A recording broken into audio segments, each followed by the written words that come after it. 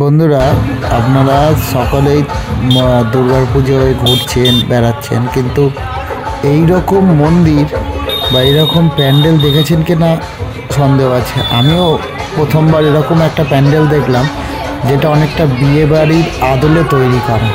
তো এই যে মন্দিরটায় ঢুকছি আমরা, এটা অনেকটাই কিন্তু বিয়ে বাড়ির মতোই দেখতে। তো আমিও কিন্তু প্রথমে চমকে গেছিলাম যে এটা বিয়ে বাড়ি নাকি, ঢুকতে সাহস করছিলাম না। তো এখানকার লোকাল লোককে জিজ্ঞাসা করার পর ঢুকি ভেতরে। একটা পুরো এটা কিন্তু একটা গলি, এবং এই গলির মধ্যে পুরো গলিটাকে এরকম বিয়েবাড়ির আকারে ডেকোরেট করে এই প্যান্ডেলটা বানানো।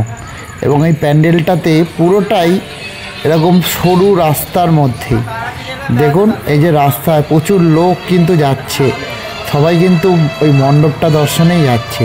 তো যেতে যেতে একটা বাঁদিকে দেখুন, এই যে এটা পুরো বাঁদিকে পড়লো, ছোট ছোট বাচ্চারা এখানে পারফরমেন্স করছে বিভিন্ন গানের সাথে।